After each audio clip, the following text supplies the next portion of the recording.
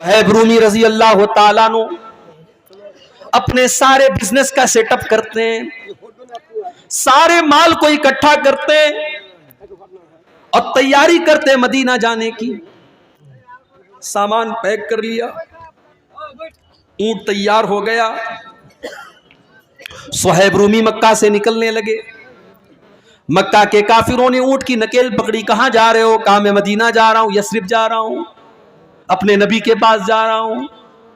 مکہ والوں نے کہا صہیب ہم تمہیں مدینہ نہ جانے دیں گے، تم نے ساری زندگی مکہ میں رہ کر کے پیسہ کمایا اور آج چاہتے ہو کہ اپنی ساری کمائی لے کر کے تم مدینہ چلے جاؤ، اے صہیب ہم کبھی ایسا نہ ہونے دیں گے۔ کہا پھر کیا کرتے ہو؟ کہا ہمارے پاس بس ایک ہی آپشن ہے، تم اپنا سارا مال ہم کو دے دو، ہم تمہیں مدینہ جانے دے دیں گے۔ ہو لوگوں، مال بڑی اہم چیز ہے مگر اللہ سے بڑھ کر کے نہیں ہے، رسول سے بڑھ کر کے نہیں ہے۔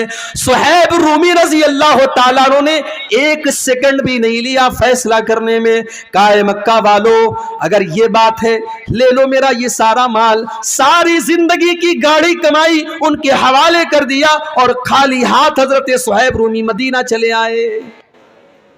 جب مدینہ پہنچے فجر کی نماز کا ٹائم تھا، اللہ کے پیارے نبی نماز پڑھا رہے تھے، صہیب رومی آتے ہیں اور نماز میں شامل ہو جاتے ہیں۔ نبی اکرم نے سلام پھیرا، اپنے صحابی پر نظر پڑی، اللہ کے نبی کھڑے ہو گئے، اپنے صحابی کو گلے لگایا۔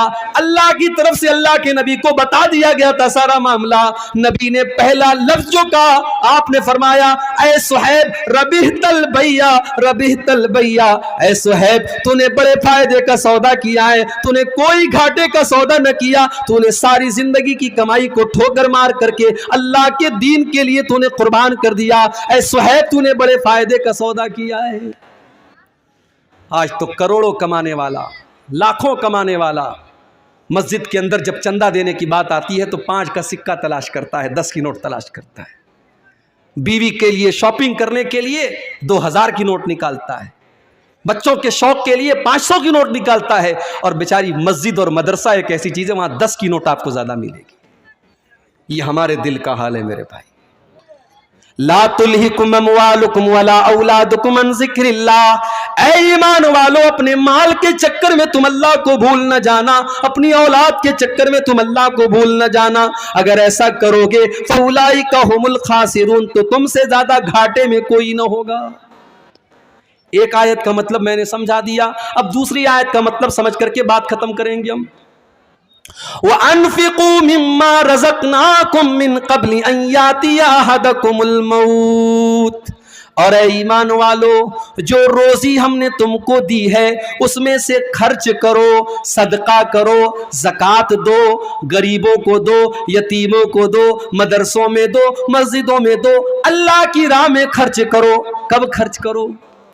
کب خرچ کرو؟ باپ مر گیا، باپ کے مرنے کے بعد بیٹا مسجد میں چندہ دے رہا ہے، میں اس کو ناجائز نہیں کہتا میرے بھائی، جائز ہے، مگر بہتر یہ ہوتا کہ باپ اپنی زندگی میں خود صدقہ دے کر کے جائے۔ ماں کا انتقال ہو گیا، ماں زندہ تھی تو ماں کے اوپر آپ 10 روپیہ خرچ کرنے کے لیے تیار نہیں تھے، ماں کا انتقال ہو گیا، آپ اس کی طرف سے لاکھوں اللہ کے گھر میں دے رہے ہیں، یہ کوئی اچھی علامت نہیں ہے۔ بہتر یہ ہوتا کہ ماں کی زندگی میں آپ ماں کی قدر کرتے۔ وَأَنفِقُوا مِمَّا رَزَقْنَاكُمْ، اے ایمان والو جو روزی ہم نے تم کو دی ہے تم اس میں سے خرچ کرو، مِن قَبْلِ أَن يَأْتِيَ أَحَدَكُمُ الْمَوْتُ، موت کے آنے سے پہلے۔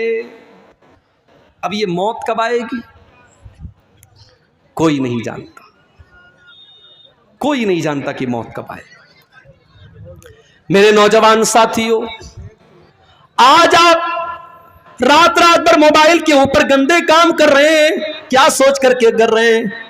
ابھی تو جوانی کے دن ہے، ابھی تو جسم کے اندر طاقت ہے، جب بڑھاپا آئے گا تو ہم بھی نمازی بن جائیں گے، ہم بھی داڑھی رکھ لیں گے، ہمارے ماتھے پر بھی سجدے کا نشان آ جائے گا۔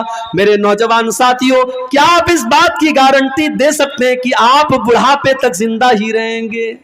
ارے بڑھاپا تو بہت دور کی بات ہے، بڑھاپا تو بہت دور کی بات ہے، آپ تو اس بات کی گارنٹی بھی نہیں دے سکتے کہ کل کی صبح کا سورج آپ دیکھیں گے۔ ہمارے بڑے اچھے دوست تھے، नौजवान आलिम दीन थे। बिहार और झारखंड में हम लोगों ने साथ में प्रोग्राम भी किया था। हमारे उत्तर प्रदेश के रहने वाले थे मौलाना अब्दुल रहमान साजिद सल्फी, हमारे बनारस से जामिया सल्फिया से उन्होंने पढ़ाई भी की थी। मुंबई के अंदर कुर्ला में एक मस्जिद के इमाम थे, बहुत अच्छे मुकर्रिर थे और बहुत अच्छे इंसान थे, खूबसूरत भी थे, खूबसीरत भी थे। अभी पिछले हफ्ते की खबर है, मौलाना अब्दुल रहमान साहब एक प्रोग्राम में पूना जाते हैं, वहां पे तकरीर करते हैं अल्लाह ताला की तौहीद के बारे में, उसके हुकूक के बारे में। तकरीर करने के बाद रात ही में वो मुंबई के लिए चलने लगते हैं, क्योंकि वो एक मस्जिद के इमाम है और मस्जिद की कमेटी ने ये कह करके रखा है कि आपको हर हाल में फजर की नमाज में रहना है। ओ लोगों, मौलवी कोई रोबोट तो नहीं होता, मौलवी कोई मशीन तो नहीं होता, उसके पास भी तो जरूरतें हो सकती हैं, उसके पास भी तो मजबूरियां हो सकती हैं। तुमने मौलवियों को मशीन समझना क्यों शुरू कर दिया है? बंद कर दो मौलवियों को मशीन समझना। मदरसों में पढ़ाने वाले मौलवियों को आपने 5-5 हजार रुपए की तनख्वाह पर रखा। अरे 5 हजार की तो लोग चाय और पान खा जाते हैं, पी जाते हैं। 5 हजार में वो मौलवी किस तरीके से अपने बच्चों का पेट पालेगा? कभी आपने सोचा? वो बेचारा 10 साल तक मदरसे की पतली दाल पी करके और बगैर छिला हुआ आलू खा करके उसने मदरसे में पढ़ाई की, लोगों के दरवाजों पर भिखारी बन करके जागीर का खाना उसने खाया, और आज जब वो आलिम दीन बन करके आया, आपने 5 हजार में और 7 हजार में उसको मस्जिद का इमाम बनाया। शर्म आनी चाहिए।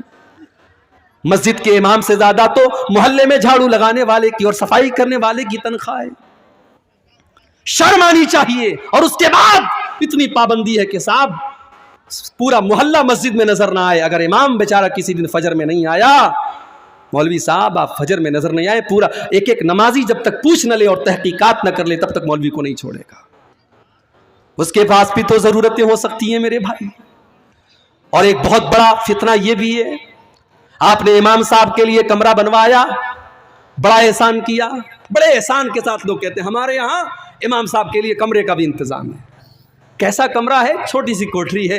बेचारा इमाम सर एक दीवार में उसका टकरा रहा है तो पैर दूसरी दीवार में टकरा रहा है। इतना बड़ा कमरा होता है इमाम साहब का कि वो मुर्गी का दरबा भी उससे बड़ा होता है। वो बेचारा फैमिली लेके नहीं रह सकता। उसकी बीवी बेचारी जिंदगी भर शादीशुदा होने के बाद भी अपने शौहर से दूर रहे। ओ लोगों, तुमने इन मौलवियों की जिंदगी को ऐसा क्यों बना दिया? मदरसों में पढ़ाने वाले टीचरों के लिए आपने फैमिली क्वार्टर का इंतजाम क्यों न किया? कल अगर उस मौलवी के कदम बहके, उस इमाम के कदम बहके, उस खतीब के कदम बहके, उस टीचर के कदम बहके, वो तो गुनहगार होगा ही होगा। हम और आप भी कम गुनहगार न होंगे। हमने उनको अपनी फैमिली से दूर करके बहुत बड़ी आजमाइश में डाला है। यहां पे बहुत सारी मस्जिदों के जिम्मेदार भी होंगे, मदरसों के जिम्मेदार भी होंगे। मैं अल्लाह का वास्ता देकर के आपसे कहता हूं कि आप अपने इदारे में पढ़ाने वाले टीचरों के लिए ऐसी जगहों का इंतजाम करिए कि वो फैमिली के साथ रहे। आप मस्जिदों के इमामों के लिए फैमिली क्वार्टर का इंतजाम कीजिए। आपको अगर अपने बीवी बच्चों के साथ रहने का हक है तो उस मौलवी को भी पूरा पूरा हक है मेरे भाई। सरकारी टीचर मर जाए, उसकी बीवी को सरकारी नौकरी मिल जाती है।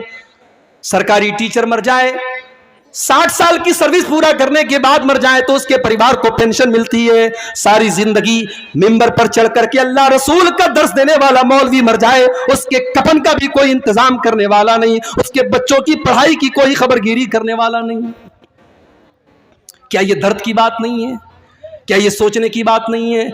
मेरे भाई, दुनिया की हर कौम अपने गुरु की, अपने टीचर की, अपने उस्ताद की का सम्मान करती है। हमारी कौम तो सबसे ज्यादा मौलवियों के अंदर कीड़ा निकालती है। ठीक है, वो इंसान है, उनके अंदर अच्छे भी लोग हैं, बुरे लोग भी हैं, उनके अंदर कमियां हैं, कोताहियां हैं, मगर ये सोचो कि आज के इस दौर में वही है जो आपको अल्लाह के बारे में बता रहे हैं, रसूल के बारे में बता रहे हैं, जन्नत के बारे में बता रहे हैं, जहन्नम के बारे में बता रहे हैं। अल्लाह की कसम, अगर ये उलमा दुनिया से चले गए, आपको कोई कलमा पढ़ाने वाला, आपको कोई कुरान बताने वाला, आपको कोई अल्लाह के बारे में बताने वाला न मिलेगा। मौलवी बेचारे मर जाते हैं, उनके बाद उनके बच्चों, उनके परिवार का क्या होता है कोई पूछने वाला नहीं। अब्दुल रहमान सलफी साहब, फजर की नमाज पढ़ाना है, बहुत जल्दी है। उन्होंने टैक्सी पकड़ी, मुंबई से, पूना से मुंबई की टैक्सियां चलती हैं, शेयरिंग टैक्सियां। एक टैक्सी में 7 लोग बैठे हैं और टैक्सी ड्राइवर पूरी स्पीड से चला रहा है, क्योंकि उसको रात में 2 ट्रिप करना है, उसको मुंबई से फिर पूना आना है और जल्दी जल्दी सारे पैसेंजर को पहुंचाना है उनकी मंजिल पर। रात के 11-12 बजे के बीच का टाइम है। मुंबई और पूना की हाईवे पर ड्राइवर ने गाड़ी का कंट्रोल खो दिया। गाड़ी बाएं साइड में, बहुत बुरी तरीके से गाड़ी का एक्सीडेंट हुआ और 7 लोगों में से 6 लोग ऑन द स्पॉट मर गए। मेरे भाइयों, मेरे साथियों, क्या मौलाना अब्दुल रहमान सलफी ने यह सोचा